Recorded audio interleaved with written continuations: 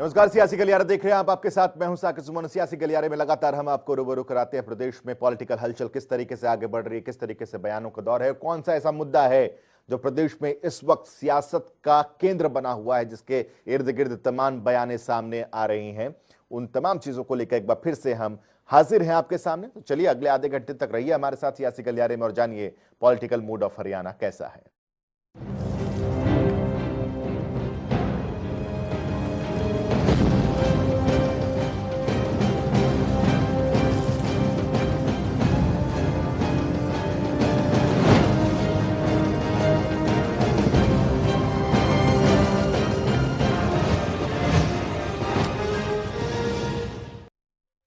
आज सियासी गलियारे में सबसे पहले नेस्कॉम की रिपोर्ट से आपको रूबरू कराने वाले हैं। जी हां, नेस्कॉम का नाम सुनकर आप ये मत सोचिएगा कि इसका कनेक्शन पॉलिटिकली कैसे हो सकता है। जो बातें नेस्कॉम की तरफ से की गई हैं वो सरकार के उस कानून को लेकर है जिसमें सरकार ने कहा कि प्राइवेट कंपनीज में 75% आरक्षण सरकार की तरफ से दिया जाएगा। जो तमाम प्राइवेट कंपनीज हैं उनको फॉलो करना पड़ेगा। इस पर नेस्कॉम की क्या प्रतिक्रिया है, सुनिए।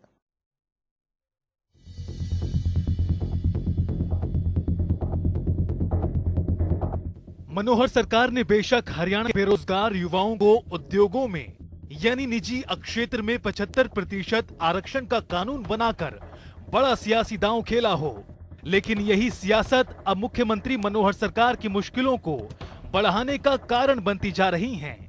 दरअसल नेस्कॉम ने सरकार को कि अगर जल्द 75% आरक्षण को लेकर कोई फैसला नहीं हुआ तो 400 से 500 कंपनियां जिसमें आईटी, बीपीओ, ऑटोमोबाइल सेक्टर या गारमेंट उद्योग शामिल हैं, गुरुग्राम या दूसरे जिलों से पलायन कर नोएडा, राजस्थान और दूसरे राज्यों का रुख कर सकती हैं।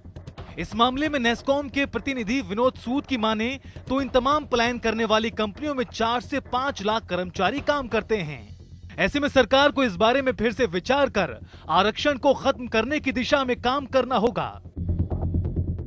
आईटी और बीपीओ इंडस्ट्री गुड़गांव में करीब ऐसी 500 कंपनीज हैं और इन 500 कंपनी में 4 लाख से ज़्यादा कर्मचारी काम करते हैं आईटी और बीपीओ के। तो शुरू से ही जब ऐसे एक्ट के बारे में बात चल रही थी तो नेस्कॉम ने गवर्नमेंट को रिप्रेजेंट किया था कि ये नेगेटिव स्टेप होगा बिजनेस के लिए। तो एनीवे अब तो ये बिल पास हो गया है, तो अभी नेस्कॉम ने एक सर्वे किया और उस सर्वे में करीब 75 कंपनीज ने पार्टिसिपेट किया और इन 75 कंपनीज के करीब करीब 1.5 लाख कर्मचारी हैं गुड़गांव में। वहीं इस मामले में नेस्कॉम के प्रतिनिधि की माने तो 75% आरक्षण को लेकर एक सर्वे भी करवाया गया जिसमें 75 कंपनियों के 1.5 लाख कर्मचारियों ने हिस्सा लिया। इस कानून को नकारात्मक सोच वाला राजनीतिक फैसला बताया गया है। गुरुग्राम आईटी और बीपीओ की कैपिटल मानी जाती रही है और ऐसा नहीं है कि आईटी और बीपीओ सेक्टर के गुरुग्राम से पलायन पर इन्हीं सेक्टर के क्षेत्र में नौकरियों को नुकसान पहुंचेगा, बल्कि transportation, housekeeping, cafeteria services, security services जैसी नौकरियों को भी प्रभावित करेगा। 80% कंपनीज ने यह कहा कि यह बहुत नेगेटिव स्टेप है और इसके कारण यह होगा कि जो हमारे प्लान थे एक्सपेंशन के वो तो फॉर श्योर अब हम गुड़गांव में एक्सपैंड नहीं करेंगे, हम बाकी राज्य में एक्सपैंड करेंगे। और कुछ कंपनीज ने तो यहां तक भी कहा कि हम ये कंसिडर करेंगे कि अपने जो ऑपरेशंस गुड़गांव से हम चला रहे हैं उसको हम यहां से शिफ्ट कर लें। तो मेरे हिसाब से, नेस्कॉम के हिसाब से ये एक बहुत नेगेटिव स्टेप है। नेस्कॉम ने सरकार को चेता दिया है, बता दिया है कि ये उनका फैसला किस ओर ले जाएगा, लेकिन सरकार भी अपना फैसला सुना चुकी है और देखना अब यह है कि क्या सरकार वापस इस पर कोई विचार करेगी। जनता टीवी के लिए गुरुग्राम से नीरज वशिष्ठ की रिपोर्ट। इस मामले को लेकर प्रदेश के शिक्षा मंत्री का क्या कहना है और विपक्ष के नेता भूपेंद्र सिंह हुड्डा का क्या कहना है, यह भी सुनिए। आपकी सरकार ने 75% युवाओं को निजी क्षेत्र में जो है वो रोजगार देने हरियाणा के युवाओं को मिले, इसको लेकर एक फैसला किया है, कानून बनाया है, राज्यपाल की मंजूरी मिल चुकी है। लेकिन कुछ उद्योगपति सर गुरुग्राम और फरीदाबाद के, दिल्ली एनसीआर के आसपास के जो उद्योगपति हैं वो ये कहते हैं कि जो टेक्निकल लेबर उनको चाहिए वो लेबर अगर हरियाणा में नहीं है तो फिर वो कैसे 75% रोजगार दें? ऐसे में तो उनको अपने उद्योगों का पलायन करना पड़ेगा अगर सरकार उन पर जबरदस्ती इस तरीके का फैसला थोपती है। आप क्या मानते हैं सर, वो अपनी जगह पे ठीक है क्या? देखिए, कानून में ऐसा कुछ नहीं है। अगर कोई जरूरत होगी तो उस प्रकार की छूट उनको दी जाएगी, लेकिन प्राथमिकता ये है कि हरियाणा के लोगों को ही रोजगार मिलना चाहिए। तो ऐसा ही हमने कानून पास किया, और कहीं कोई समस्या आएगी, उद्योग भी अपने ही हैं और जिनको रोजगार देना वो भी हमारे अपने हैं, तो निश्चित तौर से मिलके चलेंगे। कहीं समस्या आएगी, कुछ सुधार की जरूरत होगी तो करेंगे, लेकिन जरूरत ये है पहले कि प्राथमिकता के आधार पे हरियाणा के युवाओं को ही रोजगार मिलना चाहिए। और मैं दावे के साथ कहता हूँ किसी भी उद्योगपति को ऐसी दिक्कत नहीं आएगी। ये जो है विरोधाभास की नीति जो सरकार ने अपनाई है।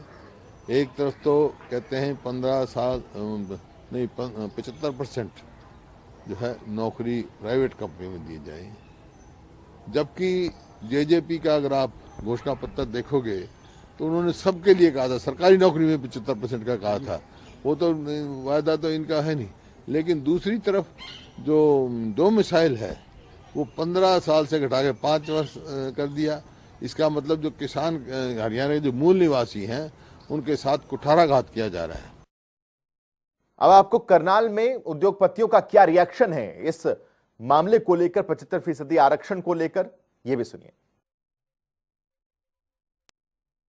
हरियाणा सरकार द्वारा जो एक ये बात कही गई है कि हरियाणा में जितने भी उद्योग हैं उसमें जो है 75% जो आरक्षण है हरियाणा की नौकरियों को दिया जाएगा, हरियाणा के युवाओं को दिया जाएगा। और इस बारे में बातचीत करने के लिए आज हमारे साथ कुछ उद्योगपति जुड़ रहे हैं। हमारे साथ सबसे पहले मौजूद है राइस मिलर्स एसोसिएशन के जो प्रधान है करनाल से विनोद गोयल जी, वो हमारे साथ मौजूद है। बड़े उद्योगपति भी हैं, क्या कुछ कहना चाहेंगे सर? एक जो फैसला आया है हरियाणा सरकार का कि 75% जो उद्योग है प्राइवेट सेक्टर है उसमें 75% जो आरक्षण है हरियाणा के युवाओं को जो है मौका मिलना चाहिए, इस पर आप क्या कहना चाहेंगे?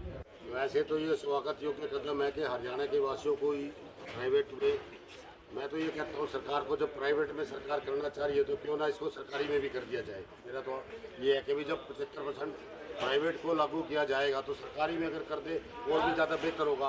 परंतु हमारे जो उद्योग धंधे होते हैं उसमें टेक्निकलिटी होती है। मान लो एक मिस्त्री जो काम करता है महाराष्ट्र का ही होता है, यहाँ पे पैदा ही नहीं होता वो, तो वो कहाँ से लाएंगे? इसलिए टेक्निकल चीज़ों में सरकार इसमें छूट दे। और बाकी तो अगर हरियाणा के लोगों को उद्योग धंधों में 75% आरक्षण देने का काम सरकार ने किया तो स्वागत योग्य है। बिल्कुल, आप देख सकते हैं कि किस तरह से कई व्यापारी और कई उद्योगपति इस फैसले का स्वागत कर रहे हैं। तो एक और राइस मिलर हमारे साथ मौजूद है, क्या कहना चाहेंगे? राष्ट्रीय सुरक्षा उद्योग मंच के जो है प्रधान है वो हमारे साथ मौजूद है। क्या कुछ प्रधान जी बताना चाहेंगे जो हरियाणा सरकार का जो फैसला आया 75% जो आरक्षण है हरियाणा के युवाओं को जो है मिलेगी नौकरियां, उसको क्या कहना चाहेंगे? मैं लेखराज गर्ग, प्रदेश हरियाणा राष्ट्रीय सुरक्षा उद्योग मंच जनरल सेक्रेटरी। जो हमारी सरकार ने अब ये कदम उठाया है ये बहुत सराहनीय कदम है। जैसे एक जो भ्रांति है ना, जैसे टेक्निकल आदमी बाहर से आएंगे यहाँ से नहीं करेंगे, ऐसा इसमें कुछ नहीं है। क्योंकि 50,000 तक की सैलरी तक ही आरक्षण को ये किया गया है, जो बहुत अच्छा है। क्योंकि बेरोजगारी दिन पर दिन बढ़ती जा रही है, वहाँ रोजगार नहीं है, तो ये हमारी सरकार का बहुत सराहनीय कदम है। इससे बेरोजगारी दूर होगी और युवाओं को रोजगार मिलेगा। तो अब तो उद्योग जो एसोसिएशन उसके प्रधान भी हैं, लेकिन कई जगहों से हरियाणा से खबरें आ रही हैं कि कुछ उद्योगपति जो है इसकी एक किस्म की चेतावनी दे रहे हैं सरकार को कि वह पलायन कर देंगे, उसका फैसले का स्वागत नहीं कर रहे हैं। इसको क्या कहना चाहेंगे? ऐसा है कि हर तरह का विचारधारा के आदमी होते हैं। कुछ एक उद्योग जो उद्योगों के मालिक है उनके दिमाग में, जैसे किसानों के बारे में, किसानों के अंदर जो भ्रांतियाँ बड़ी हुई है, उनके दिमाग में ऐसी कुछ नेगेटिव भ्रांति है जिससे वो कम्युनिकेशन गाइड या उसकी तरफ नहीं समझ सके। क्योंकि इससे भी उद्योगों को कोई नुकसान नहीं होगा, फायदा ही होगा और हरियाणा की जनता को, हरियाणा के बेरोजगारों को ज़्यादा से ज़्यादा फायदा होगा। तो बिल्कुल आप देख सकते हैं कि किस तरह से उद्योग एसोसिएशन के प्रधान थे और दूसरा राइस मिलर्स एसोसिएशन के प्रधान थे।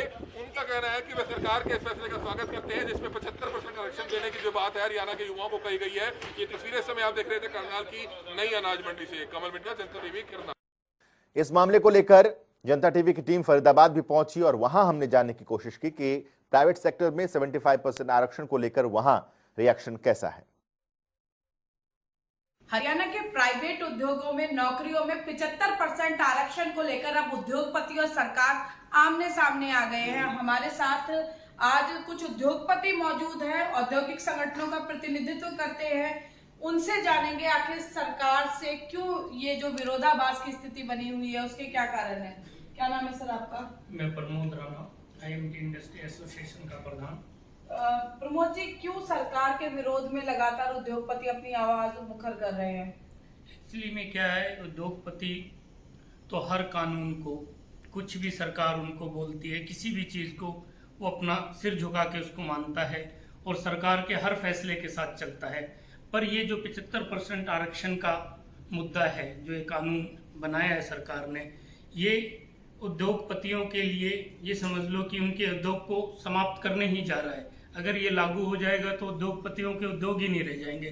तो ये तो उनसे वो चीज़ छीनी जा रही है जिससे कि सब कुछ ही खत्म हो जाएगा। तो बेसिकली प्रॉब्लम ये है कि जो ये कानून बन रहा है, बनाने से पहले सरकार ने इसके बारे में किसी भी एसोसिएशन से कोई चर्चा नहीं की। जो सरकार ने 75% का लॉ अप्लाई करने के लिए जो बात चल रही है अभी, इसके 100 में से तकरीबन 95 या 99% जितने भी उद्योगपति हैं, जितने भी बड़े बड़े इंडस्ट्रियलिस्ट हैं, छोटा है या वो बड़ा है, जिसके यहाँ पे 25 आदमी काम कर रहे हैं, चाहे 500 आदमी काम कर रहे हैं, वो सारे के सारे इस चीज़ को नेगेटिव में लेके जा रहे हैं। सरकार ने हरियाणा हो या गुड़गांव हो, फरीदाबाद हो, कोई भी जिला हो, कोई भी डिस्ट्रिक्ट हो, उसमें इतनी ज़्यादा डेवलपमेंट इंफ्रास्ट्रक्चर को डेवलप कर रही है, लेकिन अगर वहाँ पर हमें काम कराने के लिए छोटे लेवल पे, बीच के लेवल पे और ऊपर के लेवल पर अगर हमें हमारे हिसाब से टेक्निकल बंदे नहीं मिल पाएंगे तो हम उस काम को अच्छे से नहीं चला पाएंगे। तो मैं ये कहना चाहूँगा कि सरकार को इस बिल के ऊपर दोबारा से सोचना चाहिए। जो आज उसको लेकर काफी संतुष्ट नजर आ रहे हैं, सरकार से बार बार अपील कर रहे हैं कि उद्योग और उद्योगों के हित के बारे में सोचा जाए, ताकि कम से कम फरीदाबाद जो औद्योगिक नगरी के तौर पर मैनचेस्टर पर जिसकी पहचान है, वो अपना अस्तित्व ना खो सके। कैमरा पर्सन शिवम के साथ फरीदाबाद से पूजा शर्मा, जनता टीवी। प्रदेश में कोरोना का कहर लगातार बढ़ता चला जा रहा है। पूरे हिंदुस्तान में भी कोरोना का कहर है। हरियाणा में भी लगातार अब आंकड़े बढ़ते चले जा रहे हैं। शिक्षा को लेकर के अब सवाल उठने लगे हैं। स्कूल कॉलेजेस को लेकर के सवाल उठने लगे हैं। उनके एग्जाम को लेकर के सवाल उठने लगे हैं। इस मौके पर खास बातचीत की हमारे वरिष्ठ सहयोगी पवन सिवर ने शिक्षा मंत्री से। देखिए, हरियाणा में कोरोना के मामले लगातार बढ़ रहे हैं और इसी बीच शिक्षा विभाग ने क्या तैयारी की, इस पर बातचीत करने के लिए मेरे साथ हरियाणा के शिक्षा मंत्री कंवरपाल गुर्जर हैं। सर, मामले लगातार जो है कोविड के बढ़ने शुरू हो गए हैं, इसी बीच आपने क्या तैयारी की है सर? स्कूल जो है उन बच्चों के एग्जाम किस तरीके से लेने जा रहे हैं, क्या आपने तैयारी की है सर? देखिए, पहली दूसरी के जो परीक्षा है वो मौखिक रूप से हम लेंगे और उसमें अभिभावक की सहमति से बच्चा स्कूल में आएगा। और तीसरी से लेकर 8वीं तक की जो परीक्षा है वो ऑनलाइन है और हमने एक ऐप डेवलप किया है। पिछली बार भी वही ऐप था और उसमें लगभग 80% बच्चे उससे पिछली बार जुड़े थे। तो मुझे उम्मीद है कि इस बार वो 90% से भी ज़्यादा बच्चे जुड़ेंगे। वो ऐप अब सुबह 5 बजे से लेकर रात 12 बजे तक खुला रहेगा और एक ही टाइम में उसमें लगभग 5 बच्चे एक ही मोबाइल से अपना परीक्षा दे सकते हैं। तो मुझे उम्मीद है कि काफ़ी बड़ी संख्या में बच्चे उसके साथ जुड़ेंगे और काफ़ी सफल रहेगा। जहाँ तक 9वीं से लेकर 11वीं तक है वो हमने ऑफलाइन है और उसके पेपर हम उस ऑफलाइन ही लेंगे। जहाँ तक कॉलेज की बात है, उनमें यूनिवर्सिटी के पास ऑप्शन है कि वो कोई भी निर्णय ले सकती है। वो चाहेगी तो ऑनलाइन लेगी पेपर, चाहेगी तो ऑफलाइन लेगी। सर, ये एग्जाम जो है वो आप बता रहे हैं कि आप इस एग्जाम को ले रहे हैं, लेकिन इसके बाद स्कूल खोलने का जो नया शैक्षणिक सत्र है वो कब से शुरू होगा? क्योंकि आपने पिछले दिनों कहा था कि हो सकता है कि हमें 1 मई से शैक्षणिक सत्र शुरू करना पड़े। अब अंतिम तैयारी किस तरह की है सर? नहीं, तैयारी बिल्कुल उसी प्रकार से है। हम मई में शुरू कर देंगे उसको। अगर सब कुछ ठीक रहता है तो निश्चित तौर से अपने टाइम पे क्लासेस शुरू करेंगे। और अगर परिस्थितियों में कुछ जैसे जिस प्रकार से अभी पूरे देश में जिस प्रकार से जानकारी मिल रही है कि कोरोना के पेशेंट बढ़ते जा रहे हैं, अगर ऐसी कोई स्थिति है तो परिस्थिति के अनुसार निर्णय लेंगे, नहीं तो अभी तक का निर्णय वही है।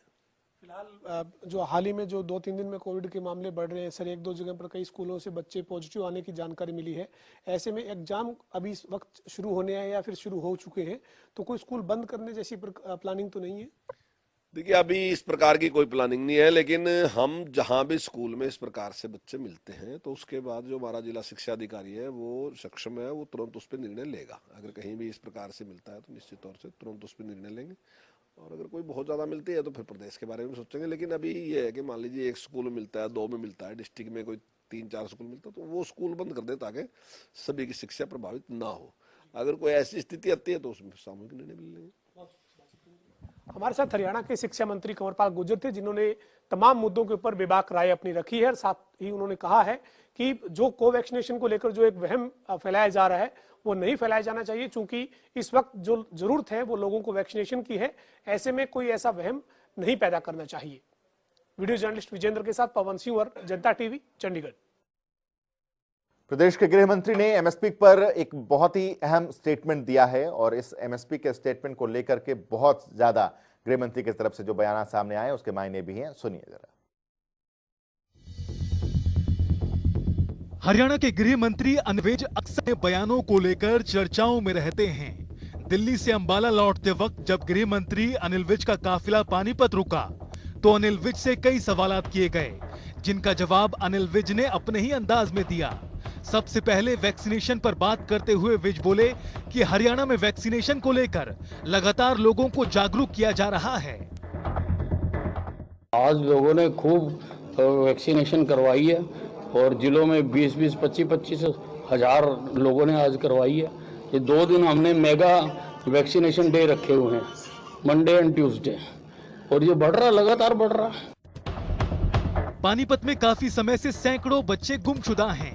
वहीं जब अनिल विज पानीपत कष्ट निवारण समिति के चेयरमैन थे तब उन्होंने 2 गुमशुदा बेटियों की जांच सीबीआई को सौंपने की बात कही थी।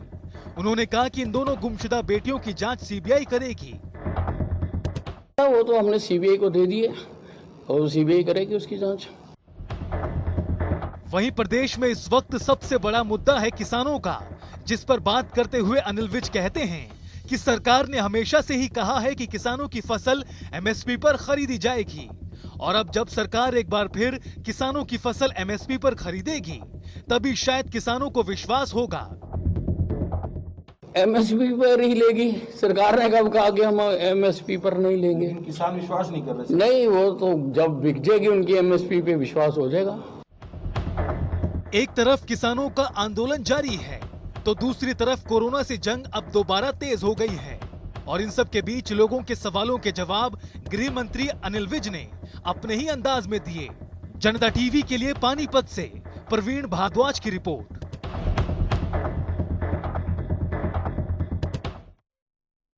प्रदेश में युवाओं की तरफ से बहुत सारे मसले हैं, जिन मसलों को लगातार दिग्विजय चौटाला उठाते भी रहे हैं। दिग्विजय से खास बातचीत, सुन किन किन मुद्दों पर क्या राय रखते हैं वो।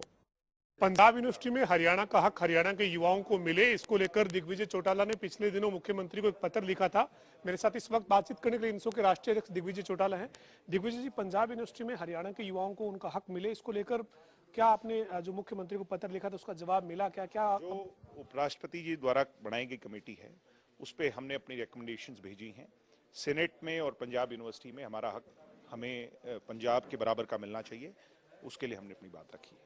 सर, क्या वजह है कि पहले जब हरियाणा पंजाब अलग अलग हुए थे तब उसके इतिहास के गर्भ में है कि कौन किस कारण जो है ना ये हक लिए गए थे, मगर अब ये सही समय है और उचित समय है जब मुख्यमंत्री जी को, दुष्यंत जी को, सब लोगों को मिलकर के हरियाणा के हक हरियाणा पंजाब यूनिवर्सिटी में हो, स्थापित हों, उस पर फैसला लेना चाहिए। सर, इसके साथ ही अगर राजनीतिक हलचल पर बात करें तो हाल ही में फरीदाबाद के पृथला गए थे उप मुख्यमंत्री दुष्यंत चौटाला, तो वहां पर एक विरोध जो है वो देखने को मिला। इसके पीछे आप क्या वजह समझते हैं? कोई विरोध नहीं था, बड़ा अच्छा कार्यक्रम हुआ। जो इलाके की सरदारी थी उन्होंने दुष्यंत जी का सम्मान किया, अपनी पलकों पर बिठाकर ढोल नगाड़ों के साथ 5-7-10 हजार आदमी एकत्रित हुए। विरोध करने वाले कौन थे वो एक्सपोज हो गए। भूपेंद्र हुड्डा जी ये कहते हैं रिकॉर्ड हाउस के अंदर कि हम किसी भी नेता का विरोध करने के समर्थन में नहीं है, और जबकि उनके समधी, उनके रिश्तेदार और कांग्रेस के पूर्व विधायक करण दलाल वहां पर दुष्यंत चौटाला का विरोध करने पहुंचते हैं और इंडियन नेशनल लोकदल के बड़े नेता उनके साथ होते हैं। तो ये आज एक्सपोज हो गए कि दुष्यंत की इस बढ़ती गति को रोकने के लिए कैसे साजिशें रची जाएं किसानों के कंधों पर बंदूक रखकर। ये करण दलाल का पहले भी यही काम था और वो अपनी आदत से अब भी नहीं जो है ना वो हुए। तो अब ये एक्सपोज हो गए। अब कार्यक्रम आज जैसे ये शुरू हुआ, अब निर्धारित कार्यक्रम आगे भी बढ़ेंगे और चलेंगे। ये कहते हैं सर, अभय सिंह चौटाला कहते हैं, कांग्रेस के तमाम नेता कहते हैं कि फिर दुष्यंत चौटाला उचाना जाते हैं अपने जाएंगे उचाना। जब उचाना का कार्यक्रम बनेगा तो उचाना भी जाएंगे। क्या हो गया? वो थोड़ी बताएंगे हम कब उचाना जाएं और कब कहाँ जाएं। क्या वो हमारे हिसाब से चलते हैं? हम थोड़ी उन्हें बताते हैं कि वो कहाँ जाएं। आप ये मांग करते हैं कि जो लोग विरोध करें उसमें जो लोग हैं उनको आइडेंटिफाई करके उनके खिलाफ कार्रवाई सरकार को करनी चाहिए जो किसी पार्टी से जुड़े हुए हैं? ऐसा है, मैं ये कह रहा हूं कि जो लोग गहरी साजिश रच रहे हैं, इसके पीछे करण दलाल तो जो है ना इसमें माहिर हैं, उनकी सोच तो कहां तक है वो सब कुछ जानते हैं।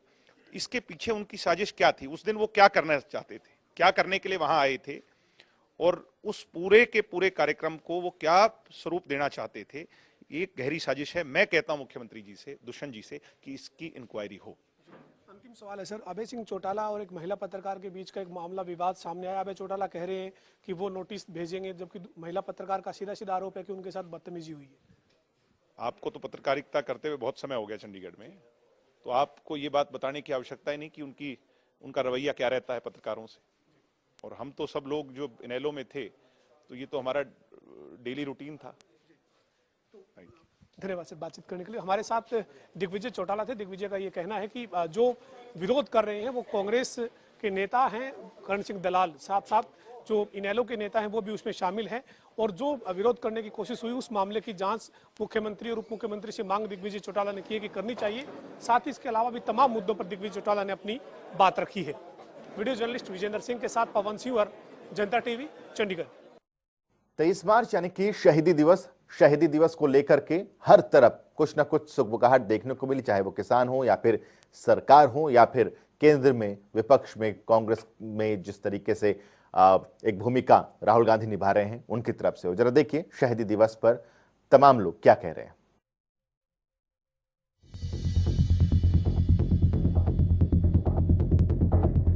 पूरे देश ने शहीदी दिवस मनाया।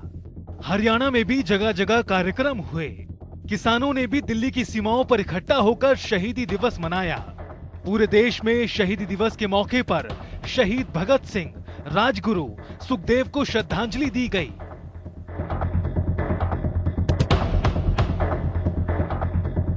सामाजिक संस्था निफ्फा और बाकी संस्थाओं ने मिलकर पूरे देश में 1600 से ज्यादा रक्तदान शिविर लगाकर संवेदना कार्यक्रम रखा।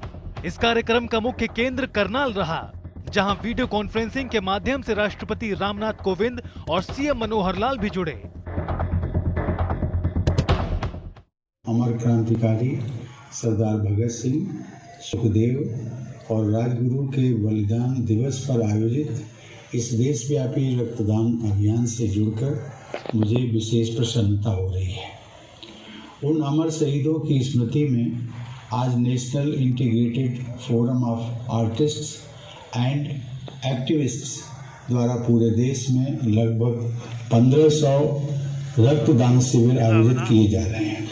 आज के दिन निफा के द्वारा योजना में तो 1500 रक्त शिविर थे, रक्तदान शिविर, लेकिन रजिस्ट्रेशन में जैसा 1637 रक्तदान शिविरों का आयोजित किया जा रहा है। पूरे देश में हजारों की संख्या में जो आज रक्तदाता इसमें भाग लेंगे, और न केवल आज संपन्न होने वाला बल्कि लगातार ये कार्यक्रम चलने वाला है, उन सबके लिए भी मैं शुभकामना प्रेषित करता हूं। रक्तदान शिविर में जो रक्त इकट्ठा हुआ है उसे उन तमाम लोगों तक पहुंचाने का प्रयास किया जाएगा जिन्हें रक्त की जरूरत होती है। लेकिन हरियाणा से सटी दिल्ली की सीमाओं पर किसानों ने भी डेरा डाला हुआ है और विपक्ष भी सरकार को किसानों के मुद्दे पर घेरने का कोई मौका नहीं छोड़ रहा। कांग्रेस नेता राहुल गांधी तो किसानों मसले पर लगातार सरकार को घेर रहे हैं और शहीदी दिवस के मौके पर एक बार फिर राहुल गांधी ने ट्वीट कर लिखा, बलिदान बॉर्डर पर जवान का, दिल्ली सीमा पर किसान का, केंद्र सरकार जवाब दो उनकी शहादत के अपमान का। एक तरफ शहीदों को श्रद्धांजलि दी गई तो दूसरी तरफ किसानों ने भी शहीदी दिवस मनाया और इन सब के बीच विपक्ष भी लगातार सरकार पर हमला बोल रहा है। जनता टीवी के लिए करनाल से कमल मिड्ढा, दिल्ली से स्पर्श शर्मा की रिपोर्ट। तो इसी के साथ सियासी गलियारे में आज के लिए बस इतना ही। छोटे से ब्रेक ले रुक रहे हैं, खबरों का सिलसिला लगातार जारी है।